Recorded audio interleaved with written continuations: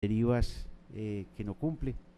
Y sé que tiene otras situaciones que no está cumpliendo la norma, pero no lo puedo precisar porque no es objeto de mi estudio, entonces no entré a revisarlo a profundidad. Gracias, ingeniero, señoría, muy amable, ya terminé. Le concedo la palabra al señor Apoero a la parte demandada para que lo tenga bien preguntar al perito. Muchas gracias, señoría. Como me ha pasado en otras ocasiones, señoría, entonces quiero colocar a consideración al despacho mi condición de ingeniero experto en este tema, patólogo, y por tanto algunas preguntas es posible que sean muy técnicas y tal vez el despacho en algún momento no las entienda, entonces le pido tener máxima consideración y ilustrar si la misma es pertinente o no. Para esto he estudiado toda la vida, señoría. Ingeniero Jorge Eduardo, por favor manifiéstele a este despacho la experiencia en años que usted tiene en el tema de suelos, o sea, en el tema geotécnico. Es prácticamente la misma de diseño estructural, porque cuando yo voy a hacer un diseño estructural, debo estudiar muy bien el informe de suelos para poder diseñar la cimentación.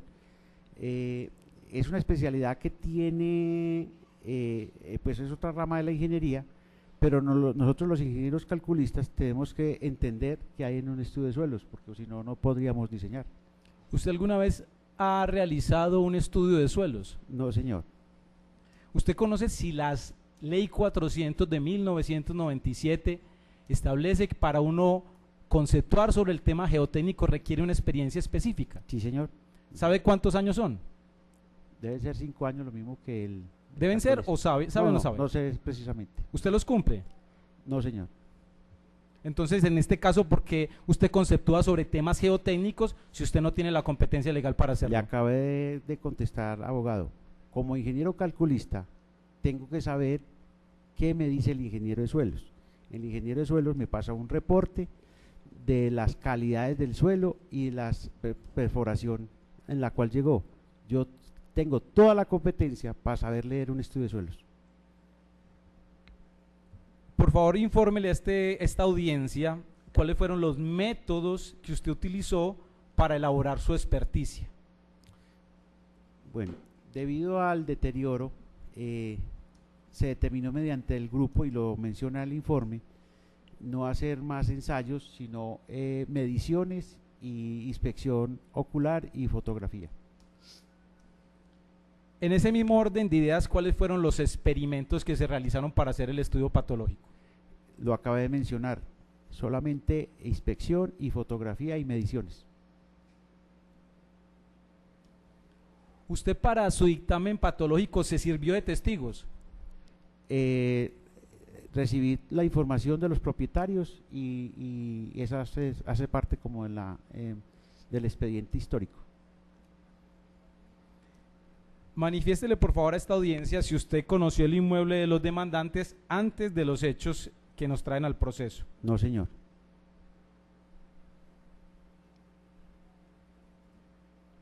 ¿Conoció usted el inmueble del demandado antes o después de los hechos que nos traen a esta demanda? Lo conocí después, pues en el proceso del inspección ocular de la patología, y solamente por fuera. No entré al inmueble. ¿Y por qué no ingresó? Pues, me está preguntando al inmueble de la construcción. Sí. Tengo en 2 ocasiones tratamos de ingresar y no se pudo. ¿Y por qué mediante el abogado no le ordenaron, como hicimos nosotros, que le permitieran entrar para verificar si había o no el muro de contención? Hicimos las gestiones que sean necesarias con el propietario y no se pudo entrar. Dentro de la técnica patológica no está conocer los diferentes inmuebles para poder dictaminar sobre los mismos. Sí, claro. Entonces, ¿por qué no lo hizo en este caso? Porque el objeto y los daños evidentes en la edificación en estudio ya me daban la claridad.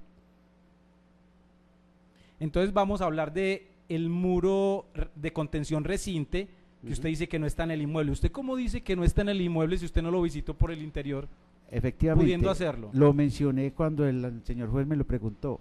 No está en los planos estructurales y esa hace también parte de una versión, pero lo que dije fue con base a los planos estructurales que reposan en la curaduría. O sea que usted no está seguro si está o no está el muro de recinte. No lo vi, lo veo es por los planos, lo mencioné que fue documento. La pregunta específicamente, estamos yendo es a lo material, al mundo real. Sí, señor. En el mundo real, ¿está o no está ese muro de recinte que usted dice que no está? Si me pregunta si lo vi, no lo vi, O sea, no sabe. no sé. Si existiera ese muro de recinte, ¿qué pasaría con la conclusión suya según la cual el proceso que ocurrió en el muro de la parte demandante es la consolidación por falta de ese muro de recinte? Sí, el muro de recinte tiene una función clara y es en el proceso constructivo. Posiblemente si se hace después del proceso constructivo de la excavación ya no tenía el efecto necesario. Entonces puede existir hoy día, pero si no se hizo en el momento que era, ocasionó lo que hemos venido diciendo. ¿Usted tenía dentro de sus posibilidades buscar a las personas, ingenieros o profesionales que participaron en el procedimiento constructivo del edificio del demandado para verificar cuáles eran las condiciones según las cuales se construyó dicha edificación? No, no era a mi alcance. La pregunta es si usted tenía la posibilidad de buscar a esas personas y obtener información de ellos. No era a mi alcance. Me remití necesariamente a los documentos oficiales que reposan en curaduría. El hecho de que usted vea un documento en curaduría significa que esa es la realidad. No tiene que confrontarlo usted con la realidad. Pues hombre, si estamos en el campo legal, sí. O si no, le están mintiendo también al Estado. El despacho le preguntó a usted cuántas veces había visitado el inmueble de los demandantes. Usted dijo que 5 o 4. ¿Por qué en el informe que usted suscribió parece que son 3 veces? A ver, hay una descripción de las actividades de levantamiento patológico que están en el informe, pero aparte de eso hemos hecho más visitas, yo también ya lo dije. Ingeniero, ¿usted contrastó la información para hacer su informe objetivo? ¿Usted contrastó la información que le dieron los demandantes con algún otro tipo de información? No. Dentro de la técnica patológica, no se usa contrastar la información para usted dar su dictamen de manera objetiva. Claro, cuando hay muchas dudas. Y en este caso, ¿por qué no tenía dudas? Porque es que la evidencia está ahí.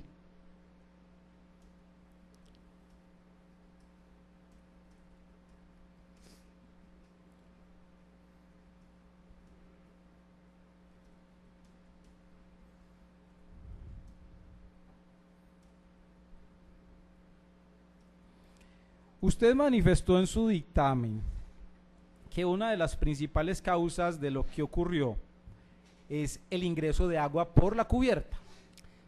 Esa agua que ingresaba por la cubierta, toda se la chupaba, me disculpa el término, la tapia, o parte de esa agua iba al suelo de la casa, al suelo de cimentación. A ver, las tapias tienen un porcentaje de absorción, ese es el término técnico, y a partir de su porcentaje de absorción ya no puede pues, absorber más agua y la tiene que dejar migrar. Efectivamente, hay un proceso de saturación de la tapia y ella tiene que seguir migrando hacia la cimentación. ¿Usted verificó dentro de sus hipótesis que el hundimiento en pisos de la casa de los demandantes fuera con motivo de esa agua que ingresaba por el techo? Al estar confinada, el suelo cambia las propiedades cuando cambia la humedad y tiene unos pequeños asentamientos. Eso es un efecto cadena que también se suma a los efectos ya mencionados. La pregunta es si usted consideró dentro de sus hipótesis que el agua que usted dice que afectó el suelo de cimentación, que produjo asentamientos, sí, es la que ingresó por el techo. Puede ser un porcentaje de asentamiento. ¿En qué puede estimar ese porcentaje y decir la razón del dicho?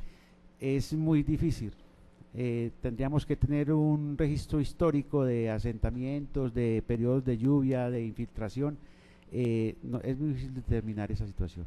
Si usted no conoció, si usted no es ingeniero geotecnista, si usted no conoció si la edificación de mi cliente tiene recinte o no, y adicionalmente estamos diciendo que estaba ingresando agua al suelo por el techo, ¿usted cómo sabe que el proceso principal que genera, según usted, un 60% de los daños es el proceso de consolidación del suelo, manifestando que es mi cliente quien generó ese proceso de consolidación. Perdón. Sí, señor.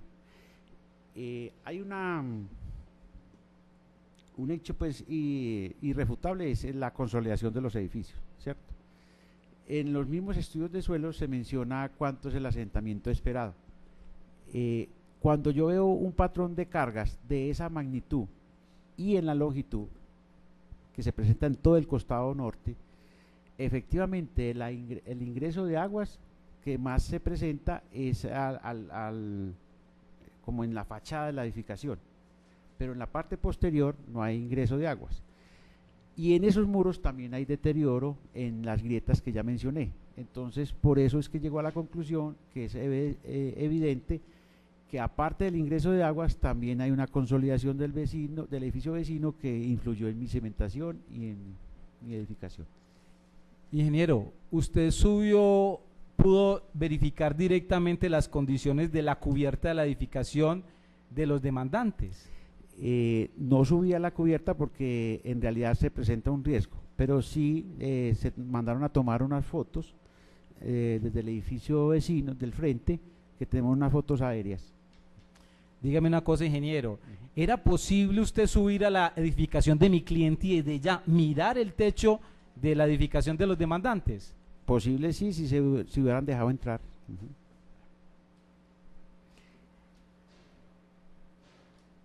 De acuerdo a la evidencia que usted observó en el techo, ¿usted por qué manifiesta que el ingreso del agua no se hizo en la parte posterior de la edificación? La evidencia lo muestra con el registro fotográfico que está en el estudio.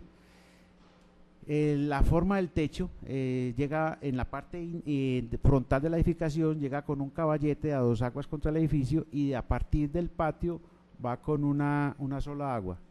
En esta parte es donde más asentamiento tiene y donde más ingreso de agua. En las fotos, si ustedes pueden ver el expediente, ahí es donde se presenta el mayor deterioro. Ingeniero, usted como patólogo, con simplemente mirar una edificación en foto, ¿usted ya conoce las condiciones de seguridad de esa edificación? En algunos casos sí, en algunos otros tengo que hacer una exploración y hacer unos ensayos. ¿Por qué en algunos casos sí? Por la tipología de la estructura. O sea, cuando yo tengo una estructura en acero o en concreto y veo unas fisuras torsionales, no podría definir a simple vista qué las causa. Pero cuando tengo una tipología de estructura como una vivienda que es sin refuerzo, ella es muy susceptible a reventarse, como lo mencioné con este diagramita que hice, por los meros asentamientos. Usted hacía una analogía entre la patología de edificación y la patología humana. Así es. De acuerdo con sus consideraciones, entonces también podría un médico, simplemente viendo una persona en determinados casos, saber qué condiciones de salud tiene. Sí, claro, y lo hacen. Cuando ven cierto estado en los ojos, dice, este señor debe tener tal cosa, mándele un examen para verificar. ¿Y usted hizo esos exámenes para verificar que usted manifiesta en este caso? No, porque es lo mismo que le pasa a un médico ortopedista. Si llega con una fractura de hueso, con el hueso afuera, ¿para qué le va a tomar la radiografía? Cuando usted habla de que la edificación de los demandantes estaba en perfecto estado, usted está diciendo que la edificación, ¿qué significa ese perfecto estado que usted manifiesta? Funcionalidad y habitabilidad. ¿Usted puede ilustrar al despacho qué significa que una vivienda es estable y qué significa que una vivienda es sismo resistente? Sí, señor. Una vivienda estable es que da seguridad a la vida humana. Las normas establece ese capítulo de seguridad humana y es que no hay riesgo de colapso inminente. Eso se determina en una vivienda estable. Y una vivienda sismo resistente es que cumpla la norma sismo resistente vigente o alguna anterior. Entonces yo puedo tener una vivienda sismo resistente hecha con el código del 84, con el código la norma del 97 o la norma del 98, con la ley del 97 o la del 2010, ¿cierto? Dependiendo. Pero es sismo resistente en las 3 formas y es estable con lo que mencioné anteriormente. Entendería que cuando usted dice que estaba en excelente estado la vivienda de sus clientes, significa que la vivienda era estable. Sí, señor. usted manifestó en una de las respuestas del juzgado que el DAGRE primero había ordenado la evacuación y luego la demolición. Sí. ¿Usted de dónde sacó que el DAGRE había ordenado la demolición? Está en el expediente. Ujú. O sea, usted tuvo la información a la vista. Sí, señor. Entonces,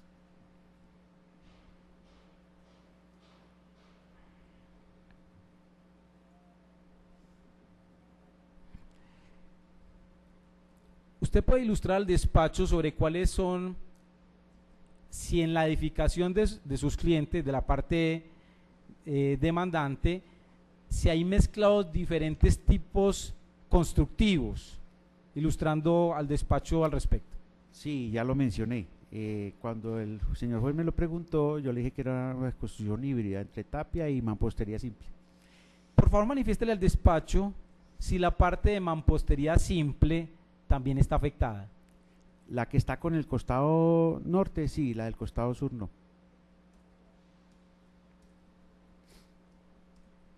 Manifiéstele a este despacho si es técnicamente adecuado que las edificaciones tengan esos sistemas estructurales híbridos.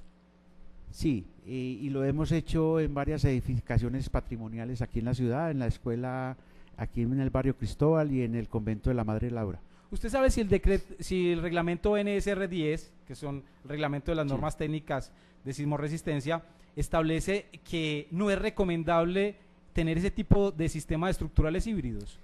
Efectivamente, pero también establece la misma norma cómo reparar y rehabilitar edificaciones patrimoniales.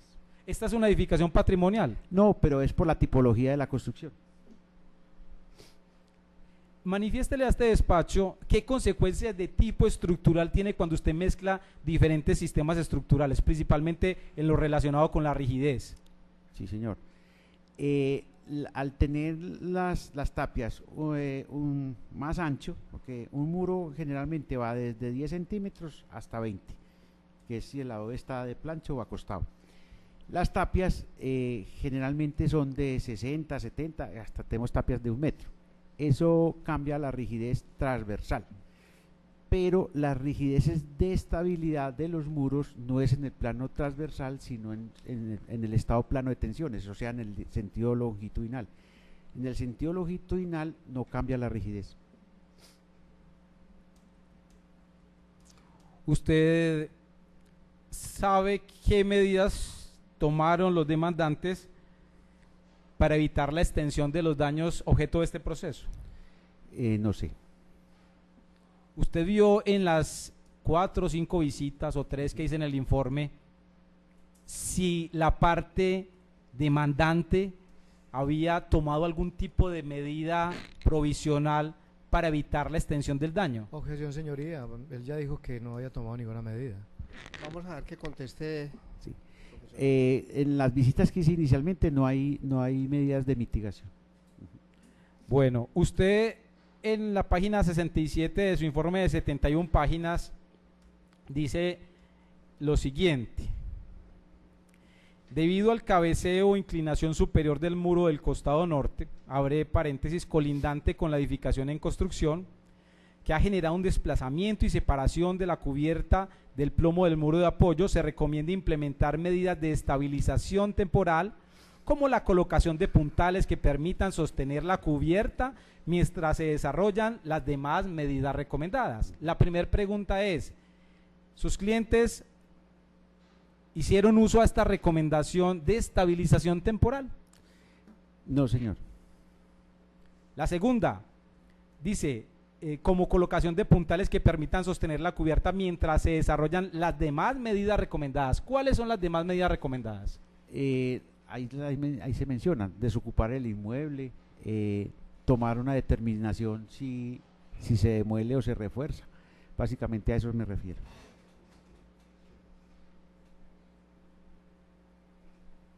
Usted en su informe habla de causas probables. ¿Usted no está seguro de las causas de su informe?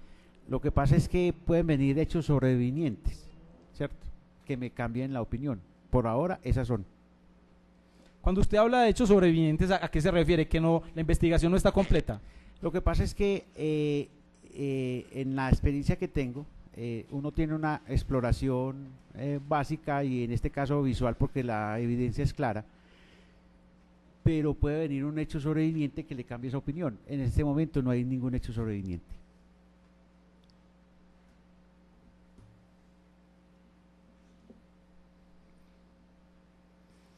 Usted dentro de sus recomendaciones habla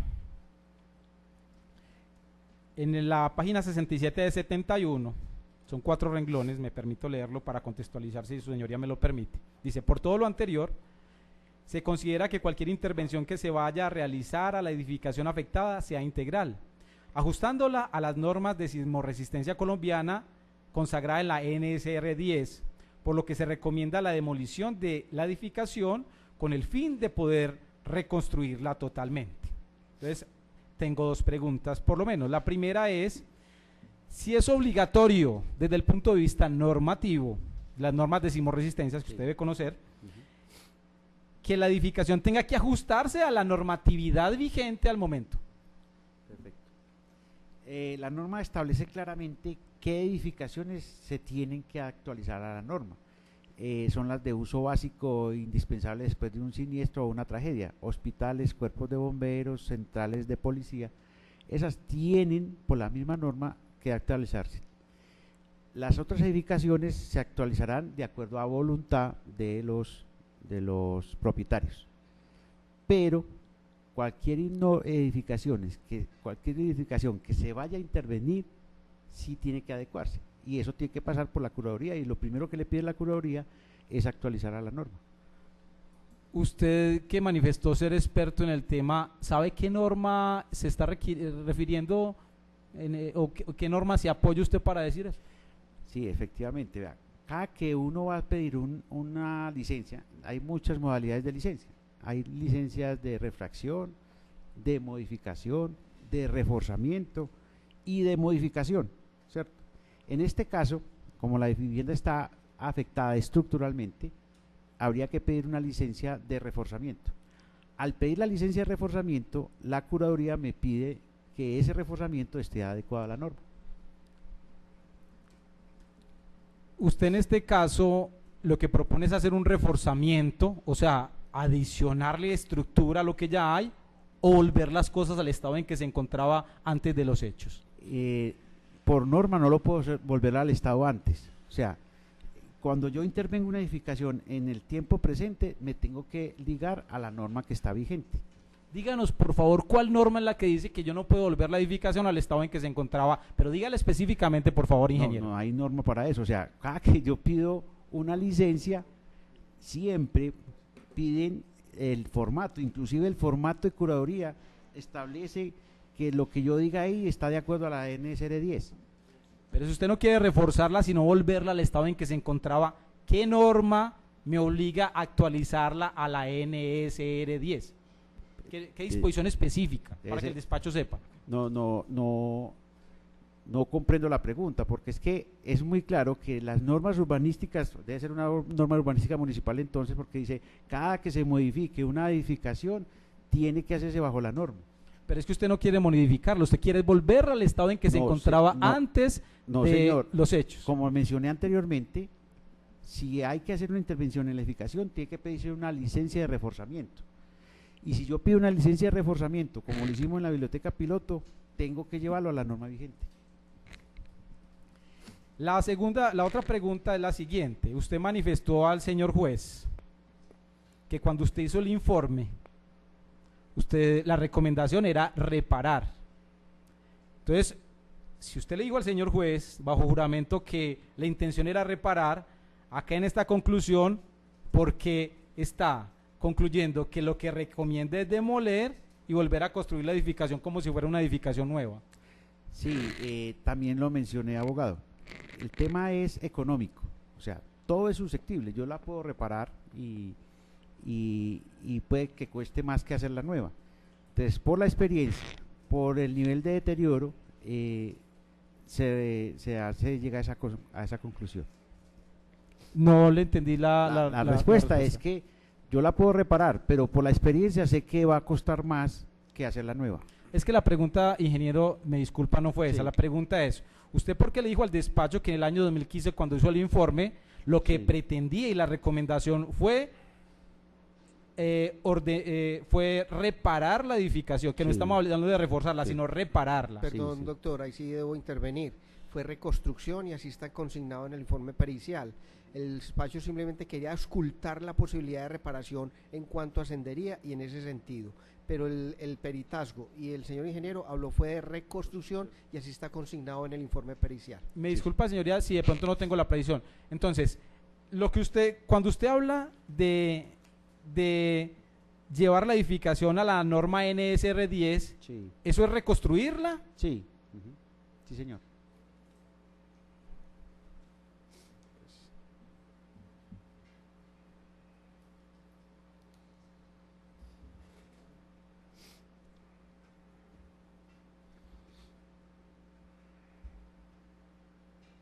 Cuando usted habla de reconstruir una edificación, ¿es reconstruirla, es volverla al estado en que se encontraba o es cambiarle las condiciones estructurales? Como lo menciono en el informe, es llevarlo a la norma vigente.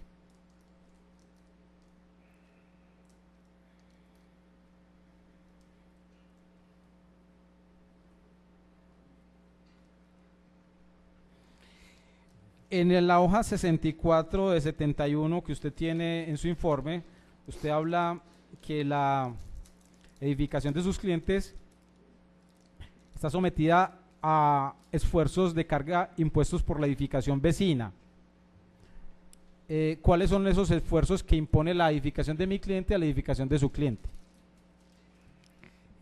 Sí, cuando mencioné que el edificio tiene la consolidación y a estar totalmente pegados y no haber separado la edificación como lo recomienda la norma, entonces cuando el edificio se hunde, esto es una carga que le imponen a este edificio y por eso lo hace reventar. Es la carga de consolidación. ¿Usted de pronto no vio si de pronto entre las dos edificaciones había una hoja de icopor o habría algún tipo de separación física?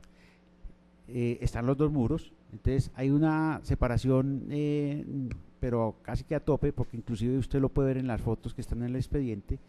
No hay una separación como lo recomienda la norma de la deriva. Usted, cuando el despacho le preguntó sobre las medidas temporales, usted habló del tema de los plásticos, Sí, señor. manifestando que tenía una temporalidad muy corta. Digamos, ¿era posible cada que un plástico se dañara repararlo por otro? Sí, claro.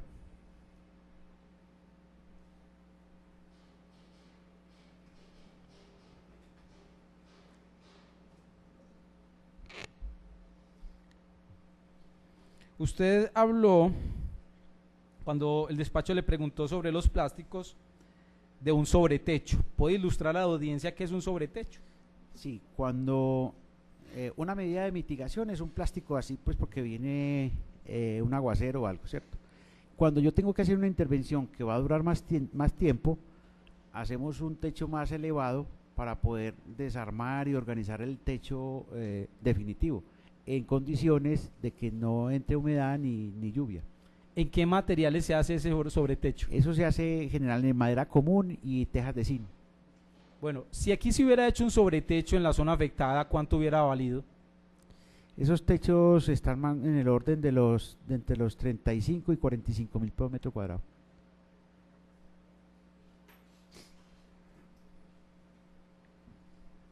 Uno a veces ve en las obras de construcción que hay esos sobretechos, pero también tienen plástico. ¿Eso también es posible? Sí, es el efecto de lo que comúnmente vemos en los invernaderos de flores, ¿cierto? Son plásticos de alta densidad con guayas y templados. Los sobretechos también pueden ser de plástico, pero con una buena disposición de las aguas. O sea que no es cierto que el techo sea tan temporal, el plástico, el polímero que se llama realmente, Sí. no sea tan temporal, sino que pueda también ser durable en el tiempo. Depende de cómo lo ponga, ¿cierto? Si yo lo pongo encima nomás pisadito con piedras como lo ve uno normalmente, sí se puede desgarrar y deteriorar. Si yo hago una estructura, lo tenso con cables, es un techo permanente. Un cultivo de flores, un plástico de esos puede durar hasta 4 años. Y aquí se podría haber hecho ese con el plástico. Sí, señor. Muy bien.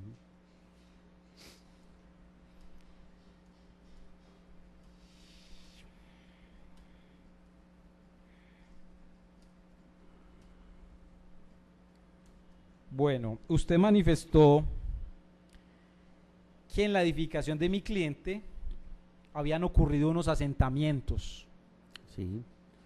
¿Cuáles son los experimentos, ensayos y métodos que usted realizó para conocer esos asentamientos? No, no tengo experimentos, todo obedece a un registro fotográfico y visual. Y esa es la manera técnica para uno medir los asentamientos de las edificaciones. Cuando tengo esa evidencia y tengo una afectación vecina, sí, eso lo podemos mirar. A ver, en el tema de una buena práctica de la ingeniería, tenemos unos puntos de referencia que llaman mojones, donde el topógrafo antes de iniciar la obra pone los ceros y en el proceso constructivo va tomando esos niveles y al final de la obra determina cuánto se asentó. Esa es la forma y los métodos eficientes. Hoy día medir cuánto se asentó es complicado porque desconozco si hay el mojón o no. Y lo otro es ya las evidencias. Cuando vemos que los andenes se fisuran, las casas vecinas se fisuran, entonces hay la evidencia del asentamiento. No puedo determinar cuánto se asentó, pues en número preciso no tengo cómo determinarlo. Entonces vamos a la siguiente pregunta, que era cuando usted manifestó que el estudio de suelos no cumplía. Sí, señor. Colocando de colación que usted no es ingeniero geotecnista. Así es. Pero ¿usted cómo sabe si cumplió o no cumplió si usted no hizo ningún método, ningún experimento? ¿Usted cómo hace para saber cuáles son las condiciones en las cuales se construyó el inmueble de mi cliente? Está combinando dos preguntas, una el estudio de suelos y otra el asentamiento. El estudio de suelos, y usted lo puede coger claramente, establece el número de apiques y la profundidad. La norma es muy precisa en cuanto a la profundidad. Cuando tengo un edificio de 7 pisos, cuánto es la profundidad, y cuando tengo un edificio de 4 pisos. Y en los apéndices de los estudios de suelos siempre están los registros de exploración. A eso me refiero. Y como se lo dije anteriormente, como ingeniero calculista tengo que saber cómo leer un estudio de suelos. Yo no tengo la capacidad para hacerlo, pero sí para leerlo. Y como tengo esa capacidad, puedo determinar si un estudio de suelos está cumpliendo la norma o no. Si presuntamente el estudio de suelos no estaba cumpliendo la norma, ¿por qué fue aprobado por la curaduría como usted manifestó? Sería muy bueno trasladar esa pregunta a la curaduría, como ya hemos vivido aquí en la ciudad con tantos hechos lamentables. Usted denunció ante el COMNIA que ese estudio de suelos no cumplía con la norma NSR 10. Abogado, por experiencia y por mi labor como patólogo y en la asociación que estamos, en la Asociación de Ingenieros Estructurales, estoy esperando el fallo de esta instancia para ser trasladado al COMNIA, porque hace parte probatoria de la denuncia que voy a hacer. ¿Usted sabe si es una obligación de todo ingeniero denunciar las violaciones a las normas de sismorresistencia? Es un deber ético. ¿Y usted por qué ha esperado 2 años para poder cumplir con ese deber ético? Efectivamente, como dicen ustedes los abogados, dame la prueba y te doy el derecho. Voy a juntar todo este expediente a eso. Usted manifestó en una de sus respuestas al señor juez que la edificación de mi cliente había tenido un asentamiento mayor. ¿Usted cómo hace para decir que tuvo un asentamiento mayor? Si usted unas respuestas atrás manifestó que usted no conocía la magnitud del asentamiento de la edificación de mi cliente. Sí, efectivamente, también vuelvo y le repito, con la evidencia, cuando un edificio se asienta y se asienta dentro de los rangos establecidos por la norma, y son el orden de centímetros, usted no ve afectaciones ni en las aceras ni en las edificaciones aledañas. Cuando él se asienta más de lo normal, hace esas afectaciones. Entonces, como se asentó más de lo normal, afectó la edificación vecina, y el nivel de las grietas, que también era otra pregunta que me habían hecho, también me determina el grado de asentamiento. Cuando usted habla de un asentamiento mayor, es porque está comparando 2 asentamientos. Sí. La pregunta es, ¿usted por qué dijo que había un asentamiento mayor si usted no conoce, no tiene parámetros para medirlo? La pregunta pues es un poco, cuando digo mayor es porque se sale como dentro de los parámetros normales, porque una edificación, como le menciono, debe asentarse de 1 a 2 centímetros, ese asentamiento para una torre de esas no debiera afectar ni los andenes ni las edificaciones anteriores. Si se asienta más de ahí, hace las afectaciones. Entonces, cuando digo mayor, no es comparado con unas cifras, sino porque está mayor a lo normal. Ingeniero, ¿usted por qué en su informe no mencionó las presuntas anomalías en el estudio de suelos? No quedó ahí registrado, pero hace parte como de todo el contexto. Pues ahí en ese informe también tengo una serie de situaciones también que uno reduce y consolida como lo más importante. Como no hace parte de mi objeto pericial, pero sí tenía que tener todo el panorama, por eso lo estudié. Ahora, si me contratan para hacer el estudio pericial del edificio, pues obviamente mencionaré eso. Cuando usted menciona que en el informe concretó lo más importante y que usted no colocó la parte técnica en el informe, ¿significa que eso no es importante? Sí, es importante porque la consecuencia de un mal estudio de suelos es el asentamiento, y yo mencioné el asentamiento. Bueno, manifiéstele por favor a esta audiencia si usted conoce a qué profundidad se cimentó la edificación acá de mi cliente. Lo conozco por los planos, nuevamente, es un estudio documental, pero no tengo experiencia de haber revisado una bitácora o una entrevista al constructor. ¿Y la edificación que usted conoce de una edificación ya construida por planos es confiable? Debería ser abogado, porque esa es la ética. Si yo le paso unos planos a la curaduría es porque voy a cumplirlos, o si no, tengo una perversa intención desde el principio. La pregunta es, si el señor Oscar Diego Tobón, cuando desarrollaba su edificación, encontró que la profundidad no era suficiente, sino que tenía que profundizarse más, porque así lo recomienda el ingeniero técnico, entonces en ese caso no estaría cumpliendo porque se profundizó más. No, si hay una recomendación de profundizarse es porque obedece a unos estudios técnicos. Si el ingeniero geotécnico lo recomendó y él lo acogió, pues eso es lo que se debería hacer siempre en la práctica, eso es lo ético. Si usted en la realidad no conoce la profundidad de la cimentación de la edificación del señor Oscar Diego Tobón, ¿usted por qué le dijo al despacho que la solución para el presente caso era haberse profundizado más si usted no conocía cuánto se profundizó? Sí, como lo mencioné, cuando yo hago una evaluación de los posibles riesgos que hay aledaños a mi construcción, y el estudio de suelos me determina las capas y las calidades de los suelos van cambiando en profundidad, y mientras más profundo, más consolidados son, porque es un efecto muy lógico. Si yo tengo capas arriba, las capas de abajo ya están acostumbradas a la carga. Entonces, las recomendaciones, cuando yo quiero estructuras que se muevan poco, me cimento más profundo. Es una consecuencia lógica de una apreciación.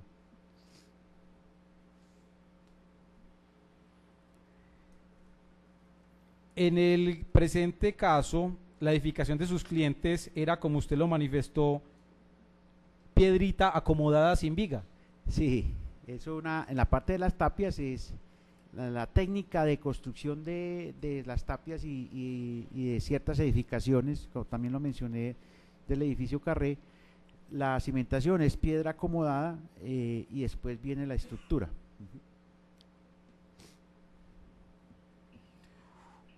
Cuéntenos, ingeniero, por favor, si usted conoce si existe alguna norma municipal que regule las condiciones locativas de una clínica veterinaria. Sí, más que norma, pues, sí, son diferentes instancias. Está la Secretaría de Salud, donde determina los locales para ciertos usos, para el uso veterinario, medicinal o manipulación de alimentos. A nivel nacional, en el tema de manipulación de alimentos está el INVIMA, pero entonces está la Secretaría de Salud, la que dispone de unos listados de criterios para hacer unas adecuaciones para ciertos procedimientos.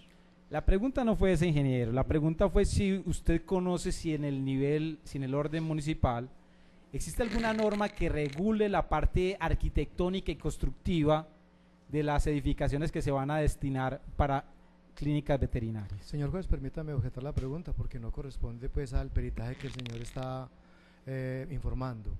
No corresponde, pero quiero auscultar el conocimiento que él tiene al respecto. Sí. A ver, sí hay una norma, pero no es una norma de la forma de la edificación, como le interpreto la pregunta. O sea, hay una norma de recomendaciones de los espacios. Me explico. Si un espacio es para consultorio, tiene que tener unas normas de sanidad. El piso no puede tener ranuras, media caña, tiene que tener un lavamanos, y no puede haber sanitario adentro. Son unas normas como de una manipulación cruzada de contaminantes. Son normas muy puntuales para cada espacio, pero no es una norma arquitectónica.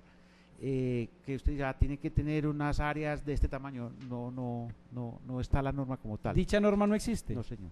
¿Usted conoce el decreto municipal 409 de 2007? No, señor. Si no conoce dicho decreto, que es el que regula la materia, entonces ¿por qué manifiesta que la intervención en esa casa para que funcione una clínica veterinaria es simplemente una intervención cosmética?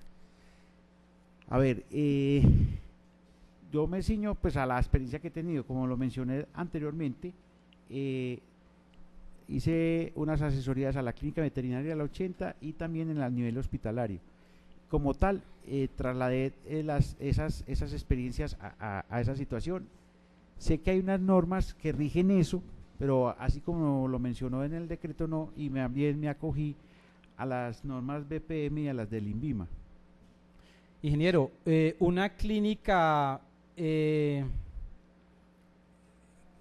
veterinaria como la que planteaban hacer acá los demandantes, dentro de las ocupaciones o usos puede considerarse una ocupación institucional. A ver, ya tengo la pregunta, porque es que la norma habla de vivienda, uso comercial y uso institucional.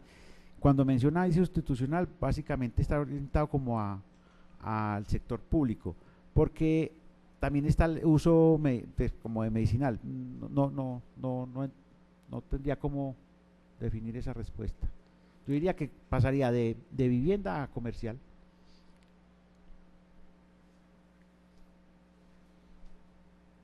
Bueno, usted manifestó al juzgado, cuando el juzgado, en una de las preguntas, que en este caso no había cambio de cargas, si se pasaba del uso residencial al uso de clínica veterinaria. Sí, señor. Y usted manifestó que la carga viva, pues así lo interpreto yo, la carga viva para una vivienda es de 180 kilos por metro cuadrado. Sí. Porque el reglamento NSR 10 establece que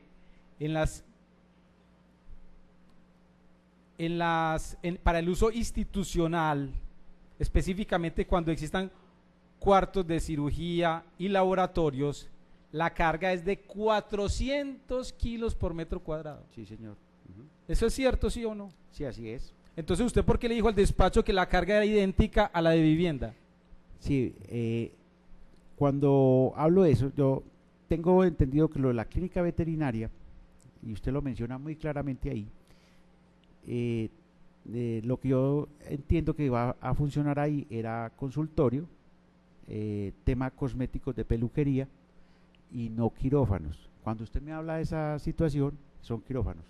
No tengo claramente cuál era el uso específico, si en esa clínica veterinaria iba a haber quirófanos, pero para el uso que los clientes mencionaron, que era como consulta y parte estética de peluquería y cosmética de los animalitos, no tenía esa función. Bueno, ingeniero, ¿usted sabe si el acta del acta de vecindad es una obligación del constructor? Pues se volvió una práctica tan normal y común que se vuelve como una obligación. No hay quien la obligue, ¿cierto?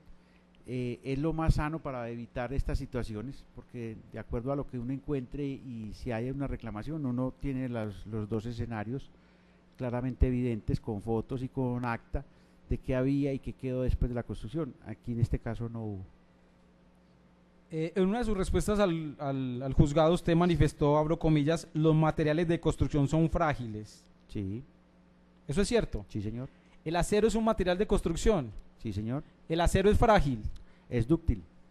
Es frágil. No, Entonces, ¿usted por qué le dice al despacho cosas que no son? no señor, usted está errado. La casa es mampostería simple, no tiene acero de construcción. Usted manifestó en una de las respuestas acá a mi colega que la casa no cumple derivas. La casa no, el edificio. El edificio no cumple derivas, el edificio de mi cliente. Por favor, ilustre al juzgado qué es eso y cuál es la razón de su dicho. Lo mencioné porque, como dije anteriormente, tuve que revisar varias documentación que está en la curaduría. Hace parte de un análisis más profundo, por mis cuentas que hice en una forma preliminar, no cumplían. También lo mencioné que como no hace parte de mi objeto, sería parte de hacer un estudio más profundo a esa edificación. Entonces no puedo determinar el grado de incumplimiento. Ingeniero, ¿usted sabe si según las normas vigentes, cuando dos edificaciones tienen menos de 3 pisos de altura en común, si es obligatorio hacer algún tipo de separación? La norma establece separarlas. Cuando hay edificaciones, efectivamente, como usted menciona, menos de 3 pisos, no recomienda, pues no exige, porque lo otro es una exigencia. Cuando hay menos de 3 pisos, no lo exige, pero es una buena práctica de la ingeniería. Entonces, si la norma no lo exige, que son las normas mínimas de diseño y construcción sismo resistente, y si el ingeniero que aprobó los diseños de la curaduría no lo exigió, ¿usted por qué lo exige? Porque es una buena práctica y es una de las recomendaciones que da la norma. O sea, cuando se enfrenta a una edificación de 1 o 2 pisos, no lo exige. Pero el espíritu, cuando se redactó la norma y hice parte de la comisión permanente del código para eso, era que todas las edificaciones se separaran porque tienen un comportamiento sísmico distinto. En las discusiones quedó ese párrafo así, pero el espíritu es que las edificaciones nuevas se comportan muy distintas a las antiguas y es una recomendación. ¿Usted recuerda la norma específica, el capítulo que regula o que menciona lo que usted está aseverando? Están en el título A, pero pues usted también lo tiene ahí. Yo se lo ayudo, el A652. Sí, señor. ¿Usted está seguro de que en alguna parte manifiesta que recomienda dejar una separación entre edificaciones que solamente compartan hasta 3 pisos? No, menciona si es de más de 3 pisos y dice que tiene que dejar la deriva. Señoría, muchas gracias, no tengo más preguntas en esta ronda. A usted, señor abogado. Despacho, si quieres hacer algunas aclaraciones y claridades, abusando obviamente de usted, doctor. Sí, señor. Primero, las medidas de mitigación que se han hablado aquí, más concretamente el uso de plásticos, ruanas o de tacos, ¿cómo define usted esas medidas de